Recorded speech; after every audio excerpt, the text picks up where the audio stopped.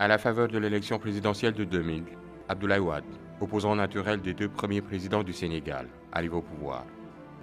C'est aussi le moment choisi par son fils Karim Wade pour sortir de l'ombre. Ses enfants n'étaient pas dans le milieu politique. Sa famille était à Genève et Karim lui-même, on ne le voyait pas au niveau des manifestations. La première fois, ou même pour sa femme, la première fois où on a vu Viviane Wade, c'était en 88. C'est quand Abdoulaye Wade avait été interpellé par une dame du Parti socialiste en disant ouais, mais Fantomas, on ne peut pas confier le pays à quelqu'un dont on ne connaît pas la famille. Donc immédiatement, et puis Viviane Wade est entrée dans la campagne. On a vu voilà, que c'était ça la femme d'Abdoulaye Wade. Il s'installe à Londres dans la même année et fera plusieurs navettes vers Dakar. En 2002, Karim décide finalement de rentrer au Sénégal pour travailler aux côtés de son père. Ce qui lui vaudra la nomination au poste de conseiller personnel du président de la République, chargé de la mise en œuvre de grands projets, tels que le futur aéroport international Blaise Diagne AIBD, prévu à Diass, la restructuration des industries chimiques du Sénégal, ICS, ou la mise en place d'une zone économique spéciale intégrée dans la capitale. Il fera aussi office d'expert financier de son papa, une première dans l'histoire politique du Sénégal. C'est une première, et puis je pense que ce qui se passe est une leçon pour tous les hommes politiques, pour qu'on se rappelle les règles de base de la République. C'est quoi la République? La République est le système où le pouvoir n'est pas attaché à une personne et à sa famille.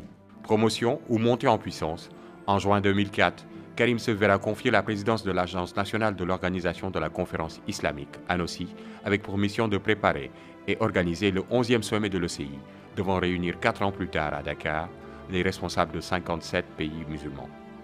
Si pour Wade père, il s'agit d'attirer les investisseurs arabes, l'on peut y voir aussi une voie royale de propulsion politique de Wade fils. D'autant plus que Karim voyage, négocie les contrats et devient l'interlocuteur privilégié des pays du Moyen-Orient. Dans une république, il est communément admis qu'il n'y a pas de pouvoir sans responsabilité. Quand votre père est président de la République, ça vous donne énormément de pouvoir, mais ça augmente aussi vos responsabilités le jour où vous devrez rendre compte. En 2006, avec Abdoulaye Baldé, directeur exécutif de l'ANOSI, il crée l'association dénommée Génération du Concret, visant à assurer l'adhésion populaire au pompeux grand chantier qui bouleverse le paysage dakarois. Petit à petit, l'oiseau faisant son nid, ce nouveau slogan omniprésent débouchera sur la création d'un mouvement politique du même nom. Pour le cas de Karim Wade, à part le segment du PDS, le projet ne pouvait pas passer. C'est pourquoi ils avaient beau investir, avoir des stratégies, investir des milliards, le résultat est toujours le même. Malgré des travaux inachevés et des dépenses extrêmement onéreuses, le sommet de l'ECI eut bien lieu. Le journaliste d'investigation Abdoulatif Coulibaly publiera peu après un livre intitulé « Comptes et mécomptes de l'ANOSI », décriant de graves manquements, cas de fraude et autres surfacturations dans la gestion des travaux préparatoires du sommet islamique. À l'époque, les gens avaient pensé que c'était un acharnement avec de compte, mais compte et mécompte de l'ANOSI, ça a beaucoup servi à ouvrir les yeux des Sénégalais sur l'ampleur du désastre. Sur un autre terrain, l'ancien directeur de campagne du président Wade à l'élection présidentielle de 2007, et non moins compagnon de parti, Macky Sall, est devenu président de l'Assemblée nationale. Il décide de convoquer le fils du président pour, dit-il, qu'il éclaire la lanterne des Sénégalais sur la gestion de l'ANOSI. Macky Sall a très bien dit que non, de toute façon, moi, ce n'est pas moi qui l'ai convoqué, c'est le président de la commission des finances, moi, en tant que président de l'Assemblée nationale, je ne fais que signer. Et puis quand il y a eu des tentatives de réconciliation, de colmater les brèches avec Wade, il a dit non, moi, en tant que président de l'Assemblée nationale, je suis tenu de signer, mais c'est la commission des finances. Par cet acte, Macky s'est attiré les foudres du président et de ses camarades de parti. La majorité parlementaire, incarnée par le PDS, permet à Wade d'obtenir la réduction du mandat du président de l'Assemblée nationale, le ramenant à 1 an. Macky Sall rendra finalement de tablier pour tous les postes électifs découlant de son statut de militant PDS. Ce qui s'est passé, ça montre aussi les dérives de ce que j'appelle moi l'état légal. C'est quoi un état légal? Abdoulaye Wade a commis beaucoup de forfaitures, comme Diouf d'ailleurs. Ceux qui nous ont dirigés ont commis beaucoup de forfaitures légales. C'est des forfaitures légales. En 2000, il ne faut pas l'oublier, en 2000, quand Diouf a voulu faire sauter la limitation du nombre de mandats présidentiels, il a modifié la Constitution, les articles 21 et 28 de la Constitution, si je ne me trompe. Abdoulaye Wade a fait la même chose. Macky Sall est président depuis 1 an, et pourtant, jusqu'à présent, le mandat du président de l'Assemblée nationale est d'1 an. Aux élections régionales, municipales et rurales du 22 mars 2009, le camp présidentiel est sanctionné par le peuple.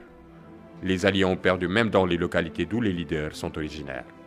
Ce que les Sénégalais ont dit en 2009 dans l'urne, à mon avis, ça a été beaucoup plus déterminant que toutes les protestations et les manifestations. Pour sa première candidature électorale, Karim Wade est sévèrement battu dans son propre fief du Point E.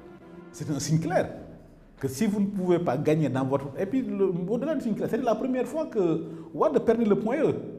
C'était la première fois que Wade lui-même perdait le Point E. Et c'est ça la démocratie.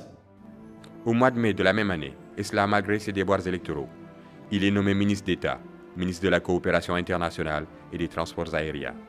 Le 5 octobre 2010, le ministère de l'Énergie lui est aussi affecté en remplacement de Samuel Sarr.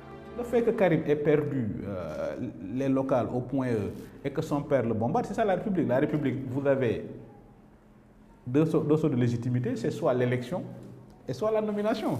Comme c'est son père qui nomme aux fonctions civiles et militaires, et le président de la République a voulu contourner le suffrage des électeurs par un décret, en le nommant ministre, en disant, et puis s'il fait des routes, et c'est ça qui est aujourd'hui, à mon avis, tragique. Mars 2012, le pouvoir vient de changer de main.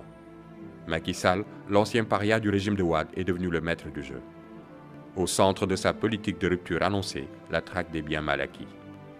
Dans ce cadre, Karim est convoqué plusieurs fois par le procureur spécial, commis pour enquêter sur les prétendus détournements de deniers publics et enrichissements illicites.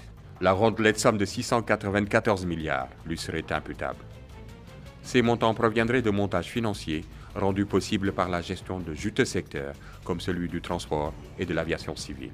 C'est un rappel à l'ordre, c'est une très bonne chose pour l'actuel président, ou même pour les gens qui vont suivre, en leur disant si vous mettez votre famille, vos frères, vos sœurs, votre belle famille au cœur de l'État, l'alternance étant la respiration naturelle de la démocratie, tôt ou tard, ils devront rendre compte. Et c'est ça la République. Lundi 15 avril 2013, l'ex-ministre de l'Énergie, de la Coopération internationale et des Transports aériens a été arrêté.